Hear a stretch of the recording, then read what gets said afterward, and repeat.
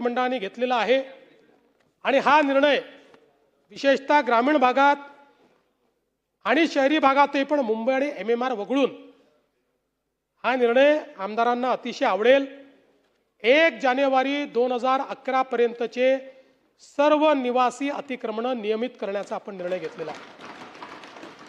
यामध्ये 500 चौरस फुटापर्यंतचं विनामूल्य, 500 ते 1500 चौरस फूट 10% बाजार मूल्याच्या आणि जर व्यावसायिक भाग असेल तर 25% अशा पद्धतीने याची रचना केली आहे।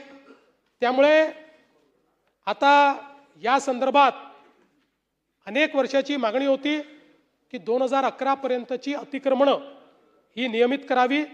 त्यास मुंबई आणि MMRला हे लागू नाही, कारण इथे जागेची कमतरता आहे ना, बाकी ठिकाणी जागा आहे। गायरांचं जे आहे ते गायरान जमिनीमध्ये ती जमीन ग्रामपंचायतला हस्तांतरित करून त्यांनी प्रधानमंत्री आवास योजनेत त्याला मान्यता द्यायची।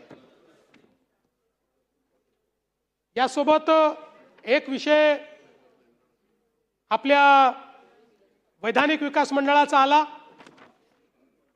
मला अतिशय आनंद आहे सुधीर भाऊ, मला आनंद या गोष्टीचा आहे की ज्यांनी वैधानिक विकास मंडळ बंद केली त्यांनीच वैधानिक विकास मंडळ सुरू करा म्हणून आपल्याकडे आग्रह केलेला आहे आणि त्या संदर्भात आपला प्रस्ताव केंद्राकडे गेलेला आहे। केंद्रासोबत त्याची चर्चा चाललेली आहे। पण मला लक्षात आणून द्यायचं आहे, वैधानिक विकास मंडळ नसली तरी निधीच्या वाटपाचं सूत्र आपण पाहिलेलं आहे। विदर्भाला 23.3% निधी द्यायचा आहे, आपण 25.85% देतोय। मराठवाड्याला 18% निधी द्यायचा आहे, आपण 19% निधी देतोय। त्यामुळे विदर्भ आणि मराठवाड्याचं जे सूत्र आहे त्या सूत्रापेक्षा तसूभर जास्तच निधी या ठिकाणी आपण देतोय।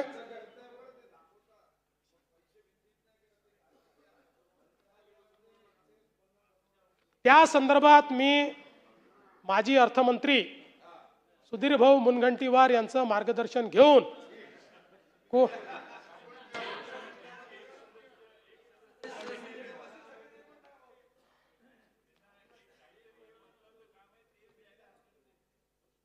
मला या निमित्ताने सांगायचं आहे की आपण housing for all he policy आणतो, ज्याच्यामध्ये प्रत्येक मुंबईकराला किमान 300 स्क्वेअर फीट जागा मिळण्याचा हक्क हा आपण देतो आहोत।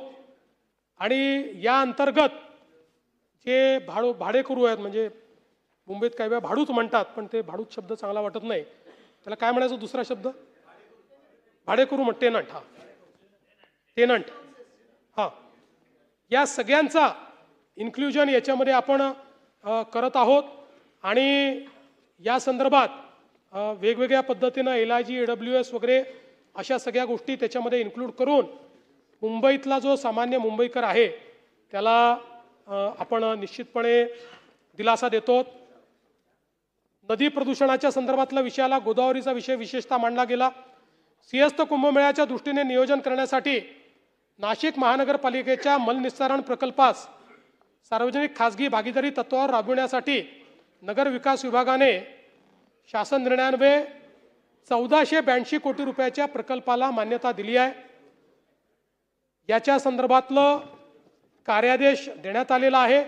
24 महिन्यात हे काम आपण पूर्ण करणार आहोत आणि नाशिकमध्ये गोदावरीमध्ये जाणारं सगळं पाणी हे ट्रीट होऊनच गेलं पाहिजे अशा प्रकारचा प्रयत्न हा आपण या ठिकाणी करणार आहोत। बोललो ना आदिवासी विभाग, सांगितलं मी, तेही घेतलेलं आहे, पंढरपूरचंही घेतलेलं आहे। जलयुक्त शिवार आता मी त्याची माहिती आपल्याला देत नाही, पण आपण जे जलयुक्त शिवार अभियान 2.0 घेतलेलं आहे, यामध्ये पहिल्या टप्प्यात 5858 गावं घेतली आहेत। याच्या प्रस्तावित आराखड्यात जवळपास 1,40,168 कामं अभिसरणासह आपण घेतली आहेत। या कामांची एकूण किंमत 4,137 कोटी रुपये आहे। आज अखेरपर्यंत जवळपास 79% कामं पूर्ण झालेली आहेत। 1,834 कोटी रुपये अभिसरणासह आपण त्या ठिकाणी दिले आहेत।